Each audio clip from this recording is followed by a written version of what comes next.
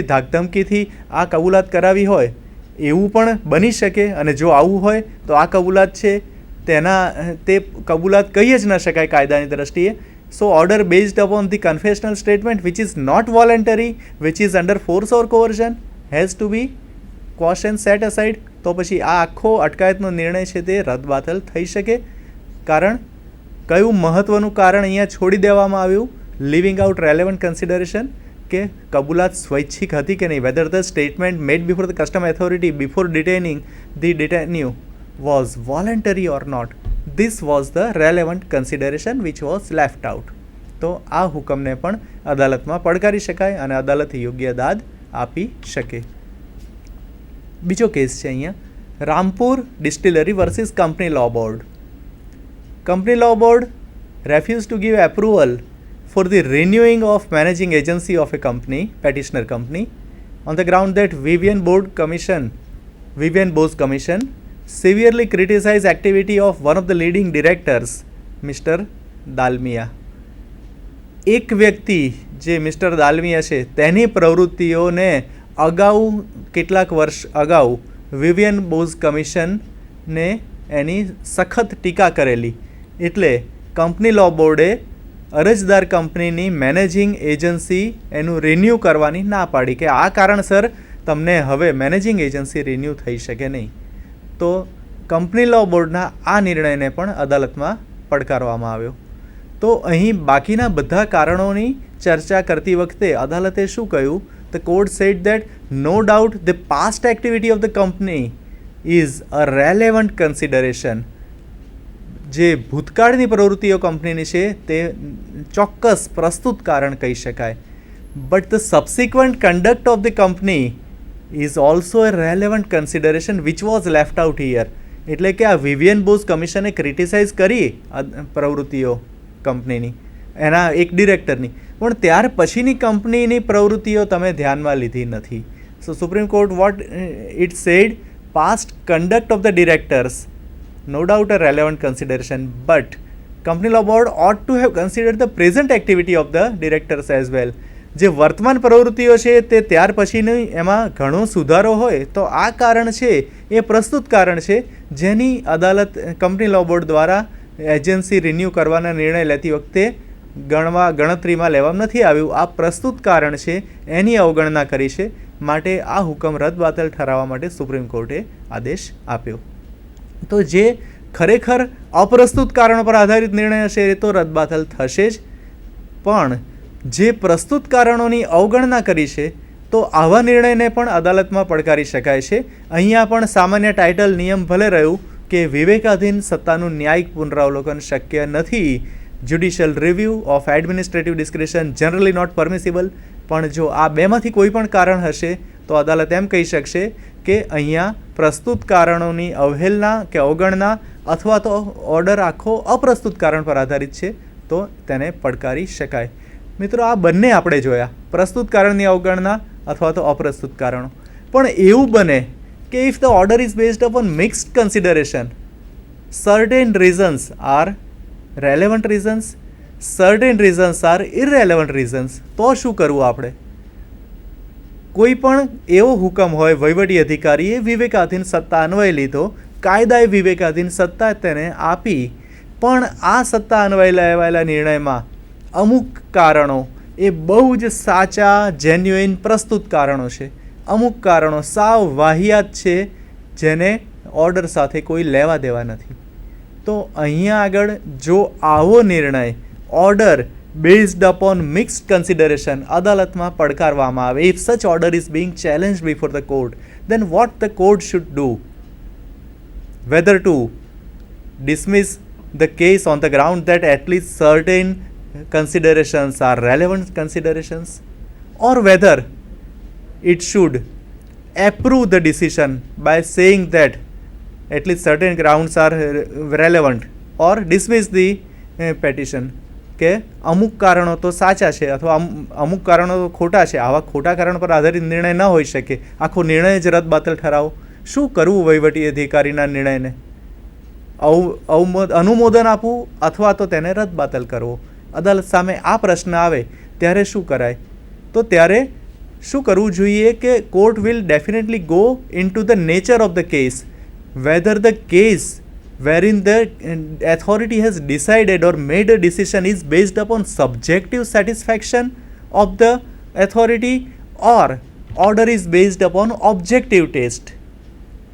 If order is based upon subjective satisfaction of the authority and it is having mixed consideration, the order is considered to be null and void. For example, order in any detention matters. Order is based upon subjective satisfaction એટલે શું?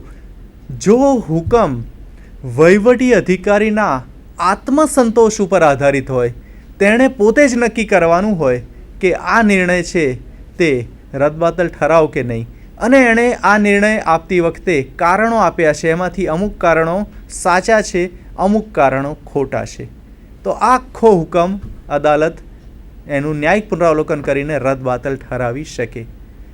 કારણ કે અહીં ધારો કે આ detention matters, એનું ઉદાહરણ આપણે લઈએ કે કોઈ પણ વ્યક્તિની ધારો કે પાસા એક્ટ હેઠળ અટકાયત કરવામાં આવી, prevention of anti social activities act, જેને ટૂંકમાં આપણે ઓળખીએ છીએ પાસા એક્ટ તરીકે. તો પાસા એક્ટ હેઠળ કોઈ પણ વ્યક્તિને અટકાયત કરવામાં આવી, એના કારણો આપવામાં આવે અટકાયતના કે under the clause of dangerous person the person is required to be detain under the PASA act. ભયજનક વ્યક્તિ છે તો પાસા એક્ટમાં ભયજનક વ્યક્તિને અટકાયતમાં લઈ શકાય છે.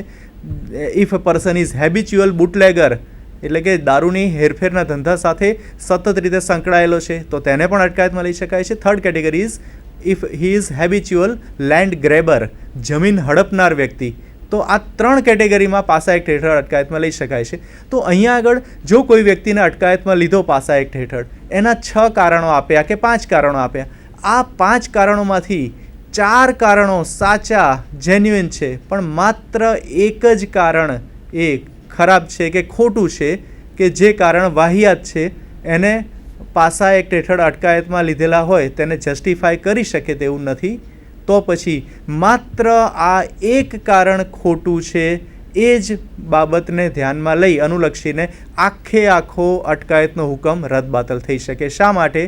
અટકાયતનો હુકમ એ શું છે? વહીવટી અધિકારી, એટલે may it be secretary, home department અથવા તો બીજા કોઈ વહીવટી અધિકારી, એના આત્મસંતોષ ઉપર આધારિત છે. તેની સામે આખા પેપર બંચ ફાઇલ આવે છે, કમિશનર ઓફ પોલીસ તેને મૂકે છે ફાઇલ, અને તેણે ચકાસણી કરવાની છે દરેક કારણની કે આ કારણ યોગ્ય છે, આ કારણ યોગ્ય છે. તો 5 પૈકી એક કારણ જો અયોગ્ય, વાહિયાત, અપ્રસ્તુત હોય તો એવું પણ બની શકે કે જે કારણ અયોગ્ય, વાહિયાત કે અપ્રસ્તુત છે એ જ કારણ વહીવટી અધિકારીને પાસા એક્ટ હેઠળ કે બીજા કોઈ પણ અટકાયતી ધારા હેઠળ અટકાયત કરતી વખતે યોગ્ય, વ્યાજબી કે પ્રસ્તુત લાગ્યું હોય, તો પછી આ હુકમ એ આખો રદબાતલ થઈ શકે.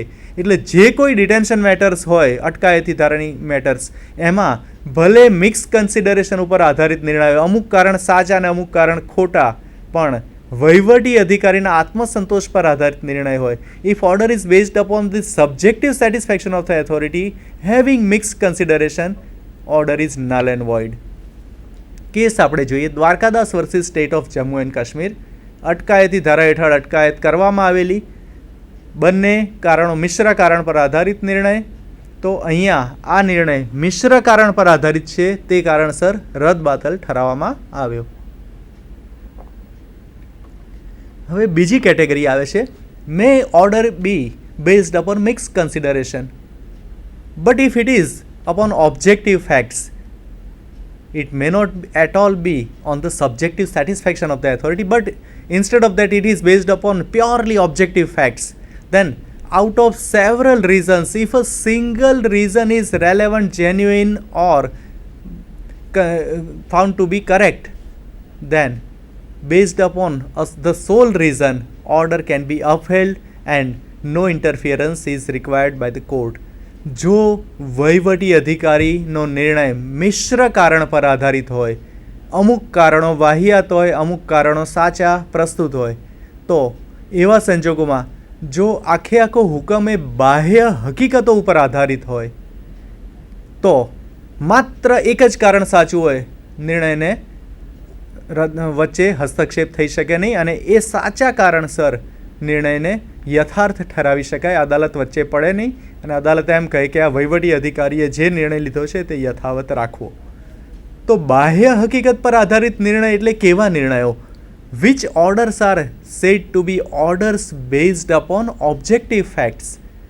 બાહ્ય હકીકત એટલે the authority need not have to apply his own ડિસ્ક્રિશન.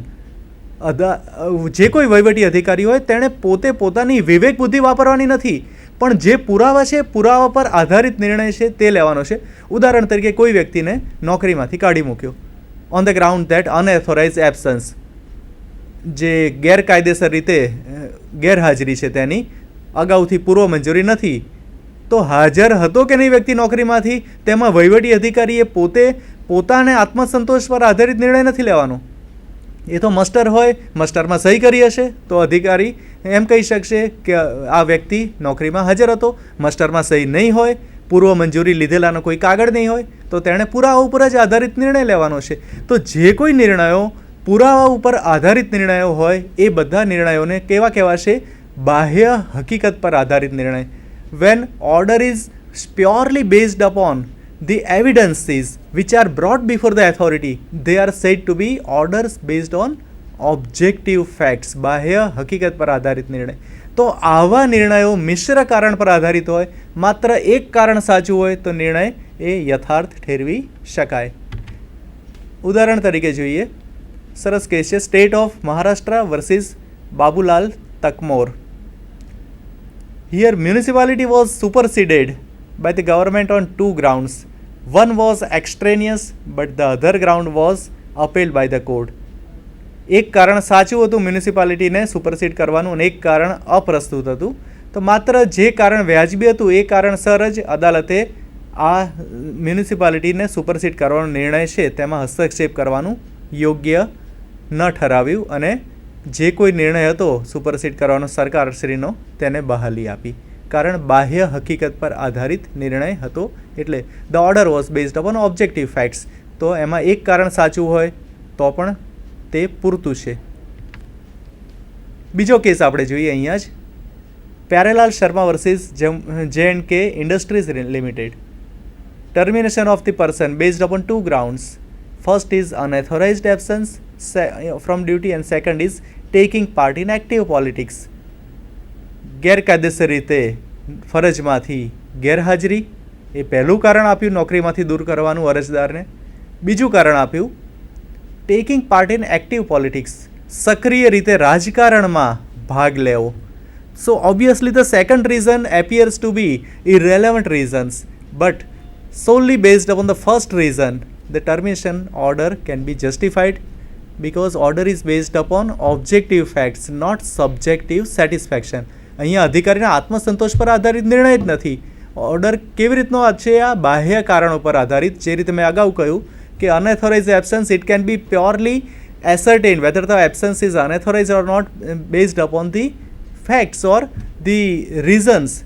બાહ્ય પુરાવા જે આપે એની ઉપરથી વ્યક્તિ ગેરહાજર હતો અને ગેરહાજરી પરવાનગી સિવાયની હતી, ગેરકાયદેસર હતી કે યોગ્ય હતી, તે પુરાવા પર આધારિત નિર્ણય લેવાનો છે. વહીવટી અધિકારી પોતાની વિવેક બુદ્ધિ વાપરવાની રહેતી નથી. માટે મિશ્ર કારણ પર આધારિત નિર્ણય ભલે રહ્યો, એક જ કારણ આવું હશે, બાહ્ય હકીકત પર આધારિત નિર્ણય હશે, તો તે યથાર્થ ઠરાવવામાં આવશે. એટલે અહીંયા આપણે જોઈએ તો માત્ર એવું નથી અપ્રસ્તુત કારણની અવગણના હોય તો જ વહીવટી અધિકારીના નિર્ણયમાં હસ્તક્ષેપ થઈ શકે, અથવા તો પ્રસ્તુત કારણની અવગણના હોય, મિશ્ર કારણ પર આધારિત નિર્ણય હોય તો વહીવટી અધિકારીના આત્મસંતોષ પર આધારિત નિર્ણય હશે, તો એક કારણ ખોટું હશે તો પણ નિર્ણય રદબાતલ ઠરાવી શકાશે. પણ જો વહીવટી અધિકારી એ પોતાની ડિસ્ક્રિશનરી પાવર, વિવેક બુદ્ધિ નથી વાપરવાની, બાહ્ય કારણ પર આધારિત નિર્ણય હશે તો તે નિર્ણયને રદબાતલ ઠરાવી શકાય નહીં, પણ તે યથાર્થ માત્ર એક કારણસર જ ઠરાવી શકાય.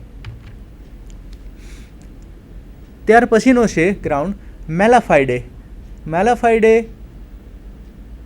એટલે કે દ્વેષ બુદ્ધિ, ill will, dishonest intention or corrupt motive while deciding any case by the public authority. વહીવટી અધિકારીને જ્યારે કાયદો સત્તા આપે છે ત્યારે આ સત્તા કઈ રીતે તેણે અખત્યાર કરવાની હોય છે? આ સત્તા શુદ્ધ બુદ્ધિપૂર્વક નિર્ણય લેવાનો હોય છે. He has to decide the case keeping aside all type of vengeance, favouritism, ill will or dishonest intention or corrupt motive. વહીવટી અધિકારી નિર્ણય લે ત્યારે તેણે કાયદાની મર્યાદામાં રહી પોતે શુદ્ધ બુદ્ધિથી કોઈ પણ જાતના ગેરકાયદેસર રીતના ઈરાદાથી અથવા તો છળકપટયુક્ત હેતુથી નિર્ણય નથી લેવાનો હતો. આમ છતાં દરેક વખતે એવું બનતું નથી. આપણે જાણીએ છીએ કે જ્યારે કોઈ પણ વહીવટી અધિકારી આવી રીતનો નિર્ણય લે, નિર્ણયમાંથી જે ફલિત થતું હોય કે આ નિર્ણય કોઈની સામે વેરભાવથી, દ્વેષ બુદ્ધિથી અથવા તો ગેરકાયદેસર ઈરાદાથી લીધેલો છે, તો આ નિર્ણયને રદબાતલ ઠરાવી શકાય છે. તો અહીંયા બે પ્રકારના આ મેલાઇસ અથવા તો દુર્વૃત્તિ હોઈ શકે, malice in fact and malice in લો.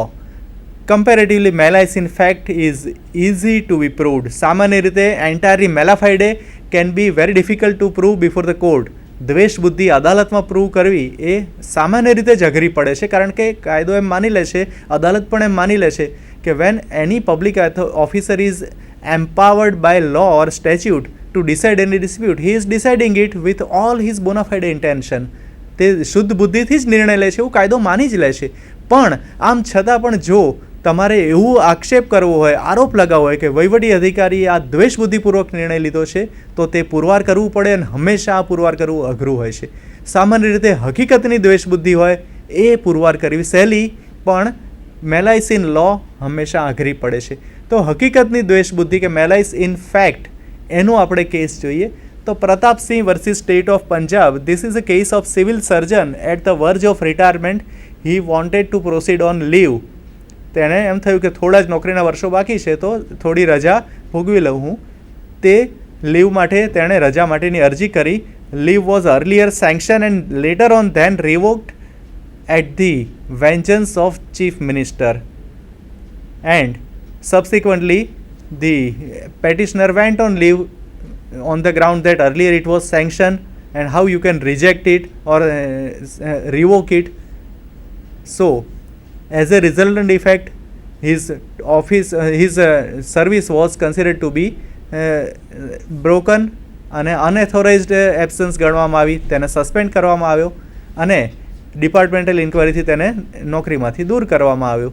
તો આ કેસમાં અદાલતે એમ કહ્યું કે malice in fact was very much there, revealed from the conduct of the officer કે પહેલાં જો નોકરીમાંથી કાઢી મૂક્યો અને હવે કેમ પહેલાં લીવ મંજૂર કરીને હવે કેમ લીવ એને ના મંજૂર કરી. તો આ કેસમાં પણ અદાલતે વચ્ચે પડી અને ટર્મિનેશન ઓર્ડરને રદ